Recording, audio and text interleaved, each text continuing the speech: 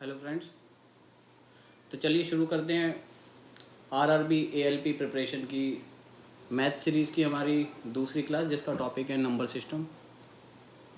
तो जैसा कि हमने पिछली क्लास में एलसीएम और एचसीएफ का टॉपिक कवर किया था, उसकी कुछ वैरायटी देखी थी और आप सब ने उसकी प्रीवियस ईयर क्वेश्चन पेपर वाली किताब से प्रैक्टिस भी की होगी, और अगर नहीं की है तो आपको उसमें से क्वेश्चन ढूंढकर ज़्यादा से ज़्यादा वैरायटी कवर करनी है और टॉपिक वाइज क्वेश्चंस को प्रिपेयर करना है, ताकि आप उसमें आने वाली वैरायटी के बारे में समझ पाओ कि किस तरह के क्वेश्चंस पूछे जाते हैं। और जैसे कि हमारे सिलेबस के अकॉर्डिंग जो हमारा दूसरा टॉपिक है वो है नंबर सिस्टम। तो आज हम नंबर सिस्टम के क्वेश्चंस देखेंगे कि पहले आए हुए एग्ज़ाम्स में जो रेलवे ने कंडक्ट किए हैं उसमें किस तरह के क्वेश्चंस नंबर सिस्टम टॉपिक से पूछे हैं, और उसके बाद फिर दोबारा हम अपने प्रीवियस ईयर की जो बुक है उससे हम नंबर सिस्टम के क्वेश्चंस को प्रैक्टिस करेंगे। ठीक है, तो क्लास शुरू करने से पहले कुछ बेसिक टर्मिनोलॉजीज जो हमने पहले भी पढ़ी हैं उसको थोड़ा सा एक बार रिवाइज कर लेते हैं। तो नंबर सिस्टम में अलग अलग तरह के जो नंबर्स हैं, जो उनका क्लासिफिकेशन है, उसके अकॉर्डिंग क्वेश्चन आते हैं। जैसे कि हमने कुछ बेसिक डेफिनेशंस पढ़ी हैं, तो उसको हम यहाँ पे देखेंगे। जैसे even numbers numbers which are divisible by 2, यानी कि जो संख्याएं 2 से डिवाइड हो जाती हैं उन्हें इवन नंबर कहते हैं। फॉर एग्जांपल 2, 4, 6, 8, 2, 4, 6, 8, जिसे हिंदी में सम संख्याएं भी बोलते हैं। इसी तरह दूसरे आते हैं ऑड नंबर्स, यानी कि जो संख्याएं numbers which are not divisible by 2, जो 2 से डिवाइड नहीं होती, उनको बोलते हैं ऑड नंबर्स। एग्जाम में आपसे डायरेक्ट डेफिनेशन नहीं पूछी जाएंगी, बट आपको क्वेश्चंस क्लियर करने के लिए डेफिनेशंस का क्लियर होना ज़रूरी है। ठीक है, इवन नंबर्स, ऑड नंबर्स। उसके बाद आते हैं प्राइम नंबर्स। प्राइम नंबर्स भी, इससे भी काफ़ी क्वेश्चंस पूछे जाते हैं नंबर सिस्टम में। तो प्राइम नंबर्स होते क्या हैं? The numbers which is divisible bye 1 and itself only, यानी कि वो संख्याएं जो केवल एक से और अपने आप से डिवाइड हो, उनको बोलते हैं प्राइम नंबर्स। एग्जाम्पल देखेंगे, जैसे कि 2, 3, 5, 7, 11। ये ऐसी संख्याएं, ये केवल अपने आप से या एक से ही डिवाइड हो सकती हैं, यानी कि इनके हम और टुकड़े या और फैक्टर्स नहीं कर सकते हैं। और इसमें एक इम्पॉर्टेंट चीज़ जो आपको ध्यान रखनी है वो क्या है, क्योंकि इसमें कई बार कन्फ्यूज़न हो जाता है।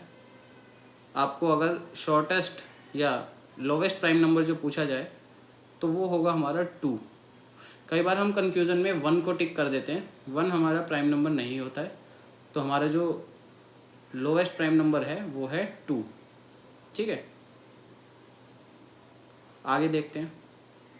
दूसरे टाइप के नंबर जो होते हैं वो होते हैं कंपोजिट नंबर। कंपोजिट नंबर क्या है?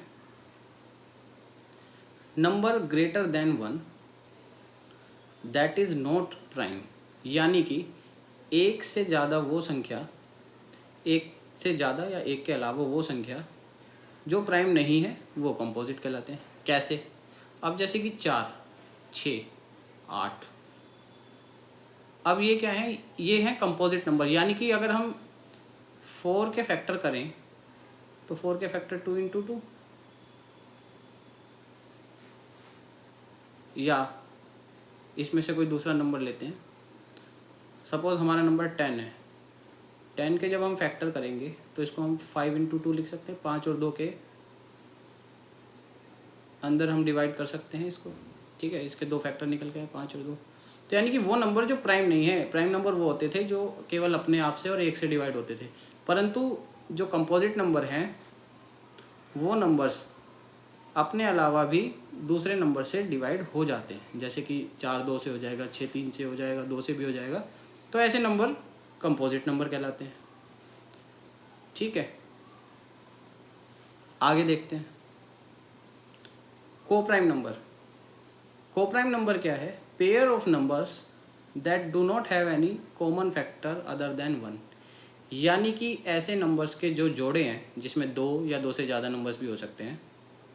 तो ऐसे नंबर्स के पेयर्स जिसका आपस में केवल वन ही फैक्टर हो और don't have any other common factor, यानी वन के अलावा कोई कॉमन फैक्टर या कोई कॉमन नंबर दोनों में ना आता हो। जैसे 4 एंड 5, 5 एंड 7, इन दोनों में आपस में केवल वन ही कॉमन फैक्टर है और कोई ऐसा नंबर नहीं है वन के अलावा जिससे ये दोनों डिवाइड हो जाए। लेकिन अगर तो ऐसे नंबर्स क्या कहलाते हैं? को प्राइम नंबर्स। मान लीजिए अगर मैं आपको नंबर्स दूं 6 एंड 8, ठीक है, 6 और 8 में कॉमन फैक्टर क्या है?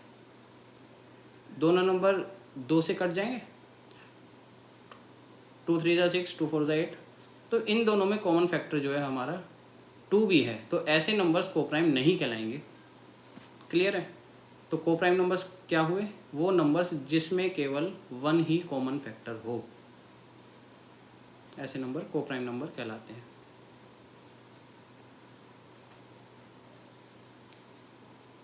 इसके बाद नेचुरल नंबर्स। नेचुरल नंबर्स कौन से नंबर होते हैं? ऑल पॉजिटिव इंटीजर, यानी कि जितने भी हमारे प्लस या पॉजिटिव नंबर्स हैं जिसमें नेगेटिव साइन नहीं आता है, फ्रॉम 1 टू इन्फिनिटी, 1 से लेके और इन्फिनिटी, मतलब जितने भी हमारे नंबर सिस्टम में नंबर हैं 1 से लेके और एंड तक, क्योंकि कोई लास्ट नंबर नहीं होता है तो 1 टू इन्फिनिटी। लेकिन एक शर्त क्या है? पॉजिटिव इंटीजर, इसमें नेगेटिव जैसे कि -1 -2 ये नहीं होना चाहिए, ठीक है। तो सभी प्लस के नंबर, पॉजिटिव नंबर जो 1 से स्टार्ट हैं, सभी नेचुरल नंबर्स कहलाते हैं।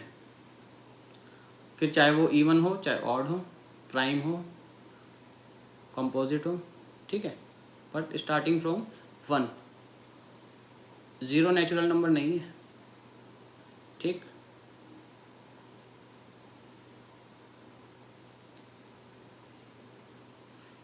इसके बाद होल नंबर्स।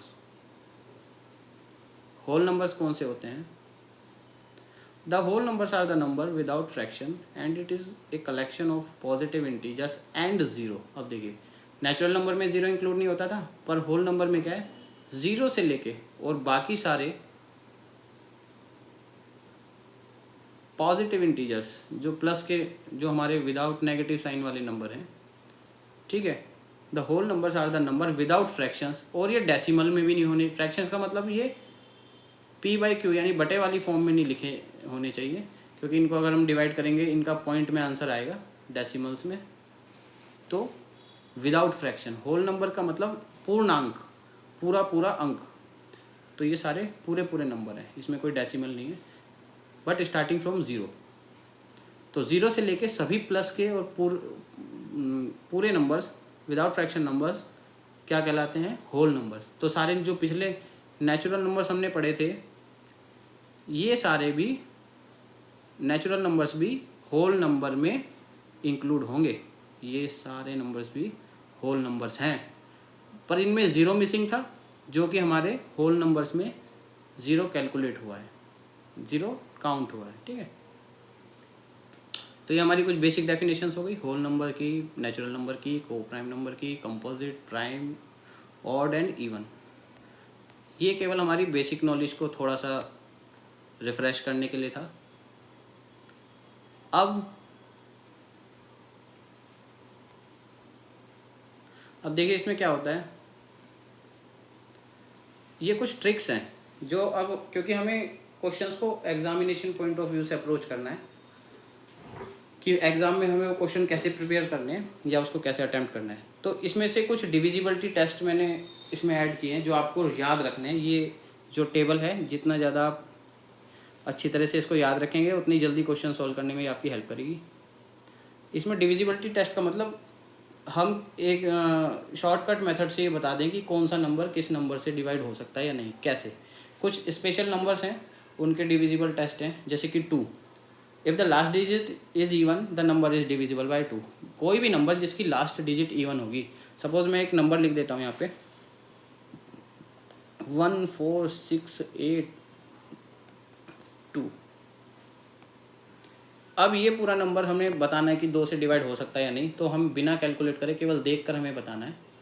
तो if the last digit is even, अगर लास्ट की जो डिजिट सम संख्या है या इवन नंबर है, इवन नंबर कौन से जो 2 से डिवाइड हो सकते हैं, ठीक है, तो वो नंबर अगर लास्ट डिजिट इवन नंबर है तो वो 2 से डिवाइड हो जाएगा, 2 से डिविजिबल है।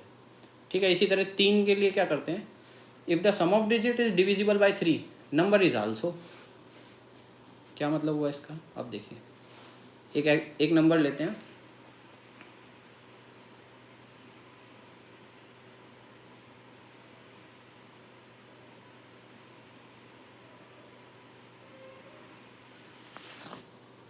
If the sum of digit is divisible by 3 the number is also. अब इसकी जो डिजिट्स हैं, अब मैं आपसे पूछूं ये 13,452 क्या 3 से डिविजिबल है, क्या 3 से डिवाइड हो सकता है, तो आपको बिना इसको 3 से भाग करे बताना है। तो इसका शॉर्टकट मेथड क्या है, sum of digit is divisible by 3, इसके जितने भी डिजिट्स हैं इसको जोड़ दीजिए, इसमें जितनी भी संख्या है 1 + 3 + 4 + 5 + 2, 3 और 1 4, 4 8, 5 13 और 2 15, 15 3 से डिविजिबल है, 3 से भाग हो सकता है, यस। तो ये नंबर भी 3 से डिविजिबल बाय है। तो किसी भी नंबर को देख के आप उसकी संख्याओं को जोड़ दीजिए, अगर वो 3 से उसका टोटल 3 से डिवाइड हो जाता है तो वो संख्या भी 3 से डिविजिबल होगी। ठीक है, अभी मैं ये अप्लाई करके दिखाता हूँ आपको क्वेश्चंस में, तो आपको ज़्यादा क्लियर होगा। अच्छा, चार से डिविजिबल टेस्ट क्या है कि if the last 2 digit is from a number is divisible by 4 then number is also. आप कोई भी संख्या लिख लेते हैं, 1 4 3 2 8। तो ये क्या कहता है, if the last 2 digit from a number divisible, अगर किसी भी संख्या की लास्ट की 2 डिजिट 4 से डिविजिबल होती हैं तो पूरा नंबर भी 4 से डिवाइड हो जाएगा, यानी 28। अब 28 4 से डिवाइड हो जाता है, 4 7 28, तो ये नंबर भी 4 से डिविजिबल होगा। अब 5 का डिविजिबल टेस्ट क्या है, 5 का डिविजिबल टेस्ट बिल्कुल सिंपल है, अगर किसी भी संख्या के लास्ट में जो डिजिट है वो 5 है या 0 है तो वो नंबर 5 से डिवाइड हो जाएगा। 2 3 1 8 5, क्योंकि लास्ट में 5 आ गया, तो लास्ट में 5 या 0 अगर होगा तो वो नंबर 5 से डिवाइड हो जाएगा। ठीक है, तो ये आपको बस ट्रिक्स याद रखनी है, अभी मैं जब क्वेश्चंस में अप्लाई करूँगा तो आपको बहुत अच्छे से क्लियर होगा। देखिए 7 का जो है वो थोड़ा सा लंबा है, क्या है लंबा नहीं, थोड़ा सा बस इसको याद रखना है आपको। Take the last digit, double it and subtract it from the rest of number. If the answer is divisible by 7 including 0 then the number is also divisible. For big numbers alternatively add or subtract digits in group of 3. If the answer is divisible by 7 the number is 2। यानी कि अब देखिए इसने number लिया 256242, तो ये क्या कहता है, इसको आप ऊपर पढ़िए, the last digit double it, या तो आप लास्ट की डिजिट लीजिए और उसको डबल कर दीजिए और उसको बाकी के नंबर्स में से सब्ट्रैक्ट कर दीजिए। ठीक है, और अगर वो जो आंसर आता है सब्ट्रैक्ट करके अगर वो 7 से डिवाइड हो सकता है तो नंबर भी, लेकिन बड़े नंबर्स के लिए क्या करते हैं, alternatively add and subtract in the digits in group of 3। अब इसने क्या करा, इसमें कितने डिजिट्स हैं, 1 2 3 4 5 6, 256 में 6 डिजिट्स हैं। ठीक है, अब इसने अल्टरनेटिवली इसके ग्रुप बनाए 256 एंड 242, 256 माइनस 242, 3 के ग्रुप बनाए, नंबर सब्ट्रैक्ट करके क्या आया 14। अब क्योंकि नंबर 14 जो है वो 7 से डिविजिबल है तो इसलिए पूरा नंबर भी 7 से डिविजिबल है। ठीक है,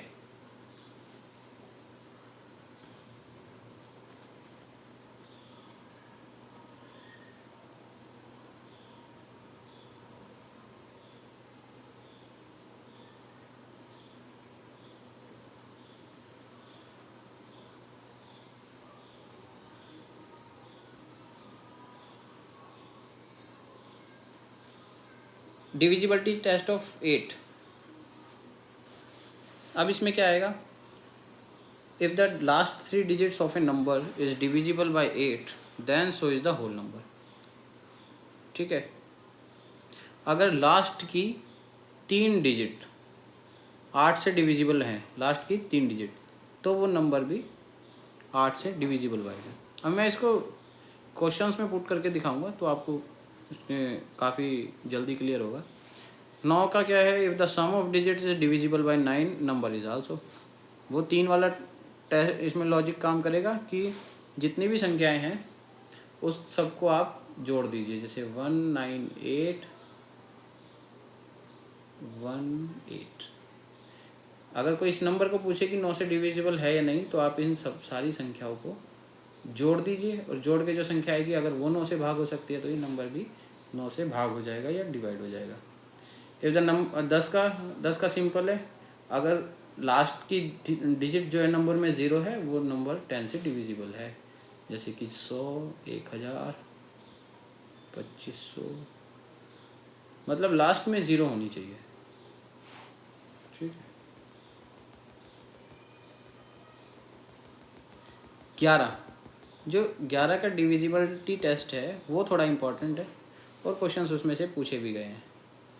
Alternatively, add and subtract the digits from left to right. You can think of first digit as being added to 0. If the result including 0 is divisible by 11, then the number is also. करना क्या, कुछ नहीं, आपको ये सब इस example के माध्यम से समझ में आ जाएगा। भी देखिए, जैसे ये नंबर दे रखा है 365167484। अब ये बताना है क्या ये 11 से डिवाइड हो सकता है। अभी इतना लंबा अगर हम इसे डिवाइड करने बैठेंगे तो बहुत टाइम लगेगा, हमें देख के कैसे बताना है या शॉर्ट ट्रिक से। अब इसकी अल्टरनेट डिजिट लेनी है, जैसे 3 -6 +5 -1, वरना ऐसे समझ नहीं आ रहा तो फर्स्ट, थर्ड, फिफ्थ और सेवन्थ इसको आप जोड़ दो, और सेकेंड, फोर्थ, सिक्स्थ, एट्थ जो इवन प्लेसेस पे डिजिट्स हैं उनको जोड़ के ऑड प्लेसेस की डिजिट को उनके सम से सब्ट्रैक्ट करना है। यानी कि इसमें देखिए 3, 5, 6, 7, सॉरी 6 के बाद 4 और फिर लास्ट वाला 4, इनको आप जोड़ दो, और जो दूसरे नंबर की संख्या है, चौथे नंबर की संख्या है, छठे नंबर की संख्या है, जैसे 6, 1, 7, 8, तो जो इवन प्लेसेस वाली संख्या है उनको जोड़ के आपस में सब्ट्रैक्ट करना है। तो ये जो आपका आंसर अगर 0 आ जाता है, ठीक है, या ऐसी संख्या आती है जो 11 से डिवाइड हो सकती है, तब वो पूरा नंबर भी आपका 11 से डिवाइड हो सकता है। ठीक है,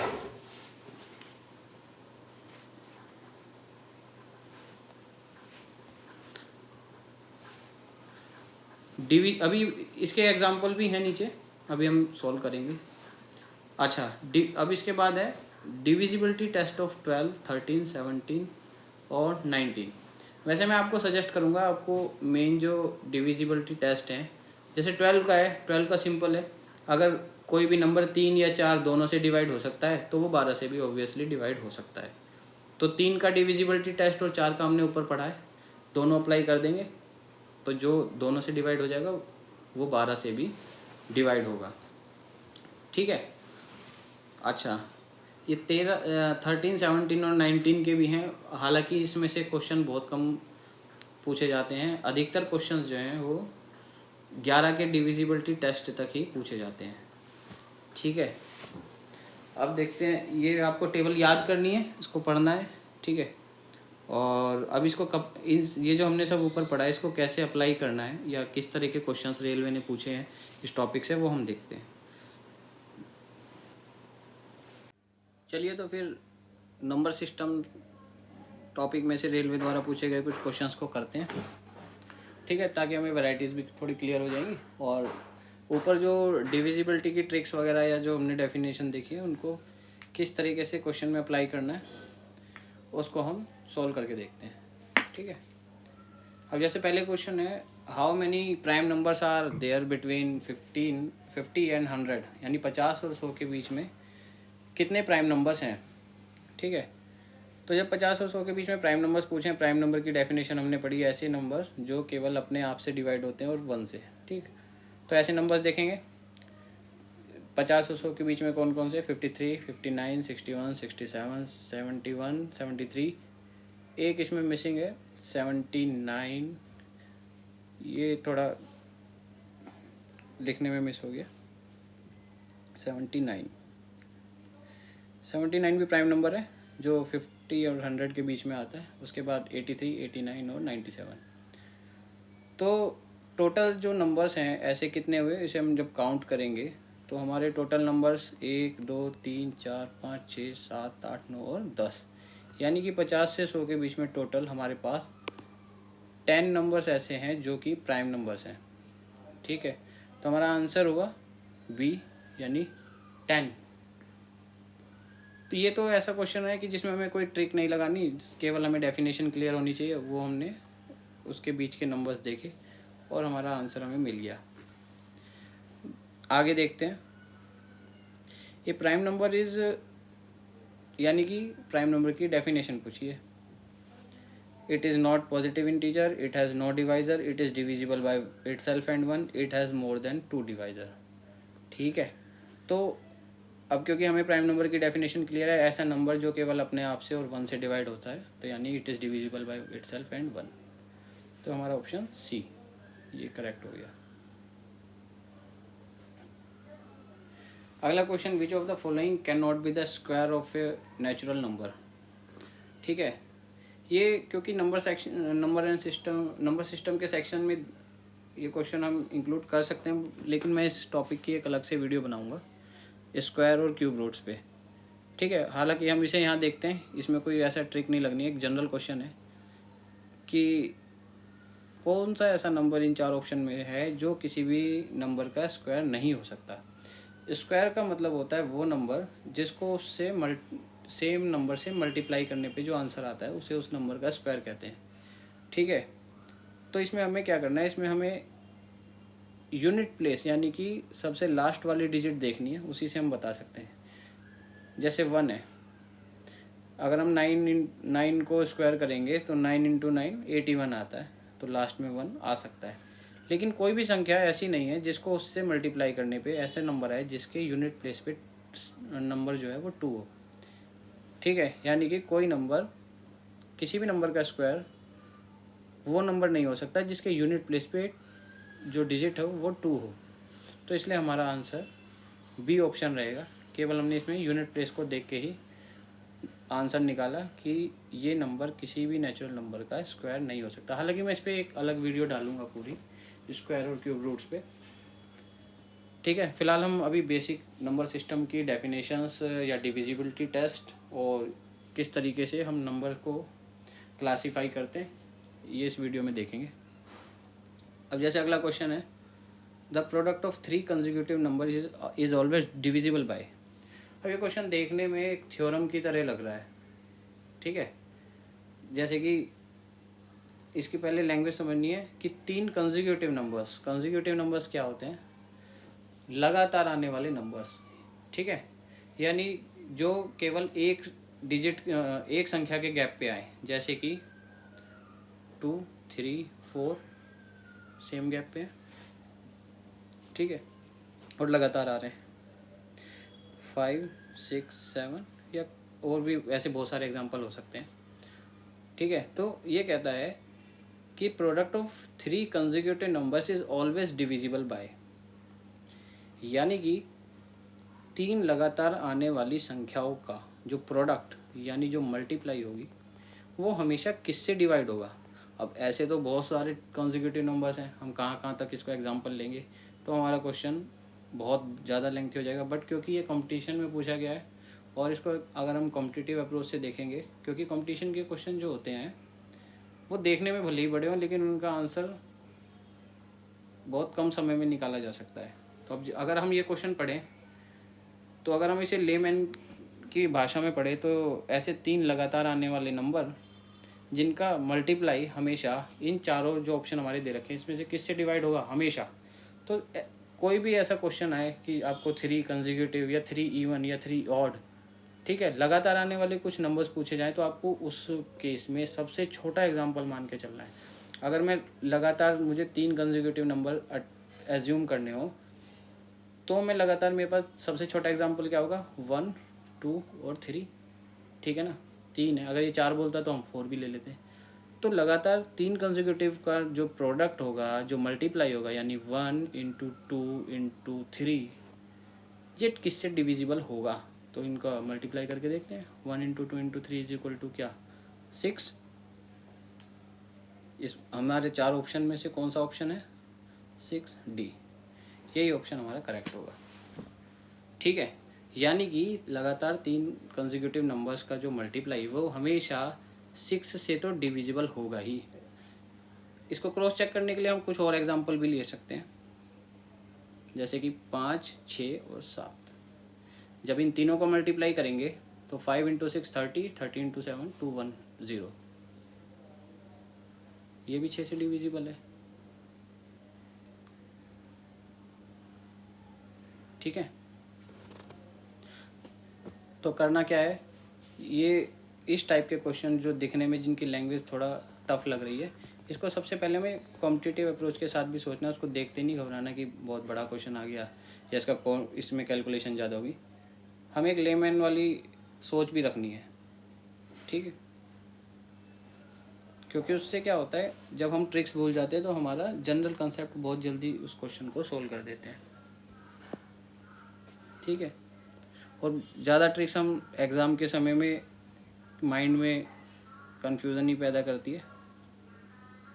लेकिन क्या है कि क्वेश्चन को ज़्यादा से ज़्यादा प्रैक्टिस करोगे तो आपको उस पर कमांड बनेगी। अब आगे और एग्जांपल देखते हैं। हमारे पास what least number must be added to 748 so that the number is completely divisible by 59। यानी कि क्वेश्चन की लैंग्वेज को पढ़ेंगे पहले कि कौन सी छोटी से छोटी संख्या 748 में ऐड की जाए जो कि जो रिजल्टेंट नंबर है, जो उसको ऐड करके जो संख्या बनेगी वो 59 यानी 59 से कम्प्लीटली पूरी तरह से डिवाइड हो जाए।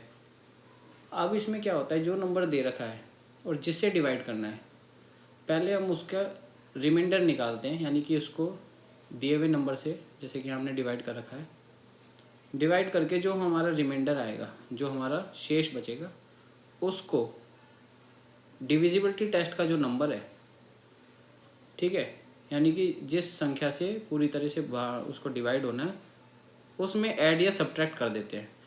अब क्योंकि इसने एडेड पूछा है तो उस नंबर को उसमें से सब्ट्रैक्ट कर देंगे, उल्टा करते हैं। अगर वो सब्ट्रैक्टेड पूछता तो उस जो हमारा रिमाइंडर आता या शेष आता उसको दी हुई संख्या में जोड़ देते, ठीक है। तो बस एक तो ये बात तो याद रखनी है, जो भी यहाँ पूछा जाएगा एडेड या सब्ट्रैक्टेड, उसके रिवर्स में हमें दी गई जो जिस नंबर से डिवाइड करना है उसमें और रिमाइंडर को ऐड या सब्ट्रैक्ट करना है, ठीक है। तो अब देखिए 59 से डिवाइड करने के लिए 748 में हमें 40 को घटाना होगा। 40 और 59 के बीच में गैप को, यानी 19 को हमें घटाना होगा। और हमारा ऑप्शन क्या है, चारों में से 19, सी ऑप्शन हमारा करेक्ट होगा। अगर यहाँ पे सब्ट्रैक्टेड देता एडिड की जगह तो हम उसमें जोड़ देते, ठीक है। यानी कि जो दे रखा होता है उससे हमें रिवर्स ऑपरेशन करना है।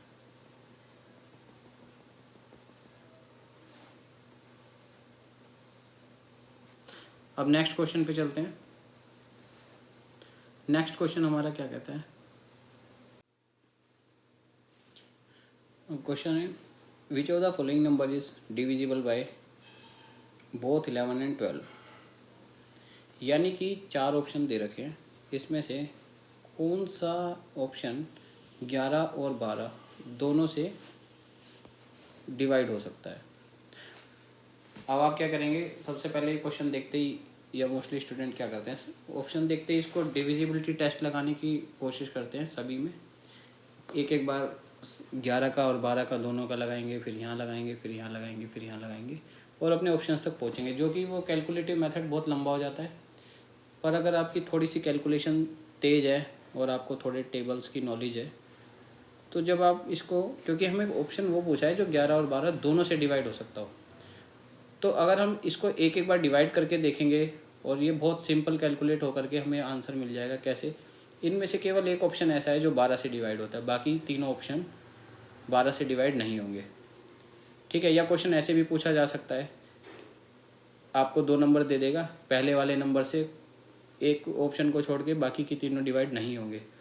तो बजाय हमें डिविजिबिलिटी टेस्ट ऐसा बड़ा बड़ा लगाने के, हम फटाफट से देख करके, अगर सिंपल नंबर्स दे रखे हैं तो उसको सिंपली डिवाइड करके और ऐसे डायरेक्ट ही हम अपना आंसर निकाल सकते हैं।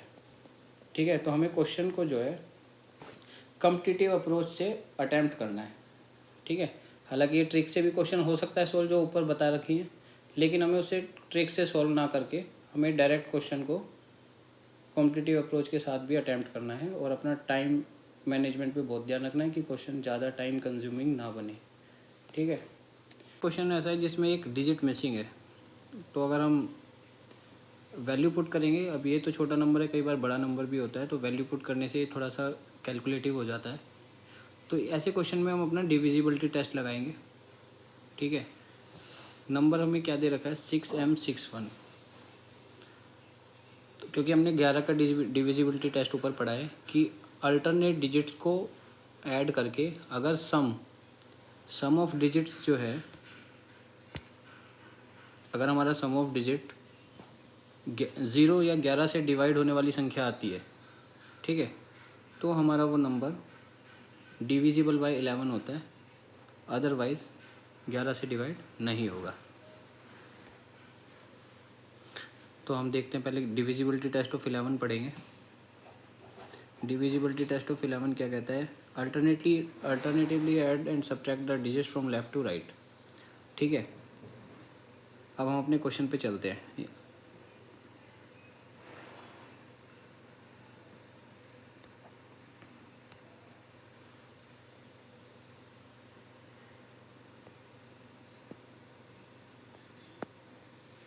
6M61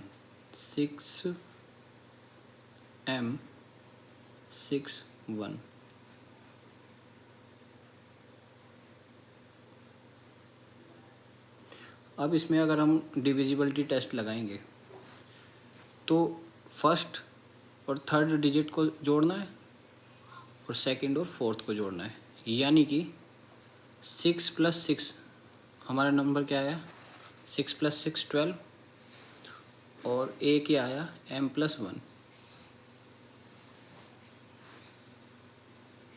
M+1। ठीक है, यानी कि हमारा नंबर क्या आया, जब हम इस ब्रैकेट को खोलेंगे तो ये हो जाएगा 12 में से एक सब्ट्रैक्ट होगा 11 - M। अब हमारे पास जो 4 ऑप्शन है, दिए हुए 4 ऑप्शन में से हम ऐसी कौन सी वैल्यू यहाँ M की जगह डालें कि ये जो टोटल नंबर आएगा 11 - M, ये हमारा या तो 0 हो या 11 का मल्टीपल बने। तो अगर हम M को 4 रखते हैं तो ये हो जाएगा 11 - 4, यानी कि ये हो जाएगा 7, जो कि 11 का मल्टीपल नहीं है, ना 0 है। 11 में से अगर हम 3 माइनस करेंगे तब भी आंसर हमारा 8 आएगा, 11 में से 5 माइनस करेंगे तो हमारा आंसर 6 आएगा। ठीक है, तो यानी कि ना तो हमें 11 का मल्टीपल मिला ना 0 मिला, बट अगर हम 11 में से M की जगह 0 रखेंगे 11 - 0, तो हमारा आंसर आएगा 11।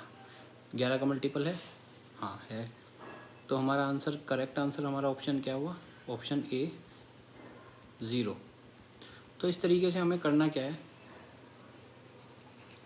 हमें क्वेश्चन को पढ़ के समझना है सबसे पहले तो कि उसमें डिविजिबिलिटी टेस्ट की ज़रूरत है या नहीं है, कोई भी डिजिट मिसिंग है या नंबर कॉम्प्लिकेटेड दिख रहा है तो हमें डिविजिबिलिटी टेस्ट लगा लेना चाहिए। और अगर नंबर छोटा है तो हमें एक बार डायरेक्ट उसको डिवाइड करके भी देखना चाहिए। नेक्स्ट क्वेश्चन देखेंगे। If a 3 digit number is 7x6 is divisible by 11, then the value of x is. Same question पिछले टाइप का क्वेश्चन है ये भी। इसमें वो 4 डिजिट है, ये 3 डिजिट है, इसमें एक एक्स मिसिंग है। अब क्योंकि ये डिविजिबिलिटी टेस्ट 11 का है, और ऐसे क्वेश्चन आपको डिविजिबिलिटी टेस्ट ऑफ 11 में ही मिलेंगे, ठीक है। मोस्टली ये 11 के डिविजिबिलिटी टेस्ट से ही पूछे जाते हैं। तो करना इसमें भी वही है, अल्टरनेट डिजिट ऐड करनी है, ठीक है। और अब जैसे 7 और 6 13 माइनस एक्स। अब 13 में से ऐसा क्या 4 ऑप्शन में से घटाएं कि हमें 11 या 11 का मल्टीपल मिले या 0 मिले। 13 में से 3 घटाएंगे 10 मिलेगा, नॉट करेक्ट। 13 में से 2 घटाएंगे 11 मिलेगा, करेक्ट ऑप्शन। अगर और भी चेक कर लेते हैं, 13 में से 1 घटाएंगे 12 मिलेगा, 13 में से 4 घटाएंगे 9 मिलेगा। तो यानी हमारा जो करेक्ट ऑप्शन है वो है 2, ठीक है। तो इसी तरह हमें ज़्यादा से ज़्यादा क्वेश्चंस नंबर सिस्टम के अपने प्रीवियस ईयर वाली किताब से ढूंढने हैं और प्रैक्टिस करने हैं। और मेक श्योर कि आपको एक टॉपिक के कम से कम 40 से 50 क्वेश्चन आप प्रैक्टिस करो ढूंढ करके, जो कि आपको प्रीवियस ईयर पेपर में मिल जाएंगे। और नेट पे भी आप उसको देख करके उसके क्वेश्चंस निकाल के प्रैक्टिस कर सकते हो। और इन्हीं सब में से आपकी मोस्ट ऑफ द वैरायटी जो है वो पूरी हो जाएंगी। और इसके अलावा भी यदि कोई वैरायटी आपकी कवर होने से रहती है या कोई क्वेश्चन आपको नहीं क्लियर होता है, तो आप कमेंट बॉक्स में या हमारे मेल आईडी पे भेज सकते हैं। उसको हम सॉल्व करा के आपको प्रोवाइड करेंगे और कोशिश करेंगे कि वो आपको अच्छी ट्रिक से समझ में आए, ठीक है। तो आप टॉपिक वाइज अपने क्वेश्चंस को प्रैक्टिस करो, ज़्यादा से ज़्यादा अमाउंट में प्रैक्टिस करो। और इसी के साथ आज की क्लास को ख़त्म करते हैं। और जो हमारे सिलेबस वाइज नेक्स्ट टॉपिक है उसको हम नेक्स्ट क्लास में कवर करेंगे।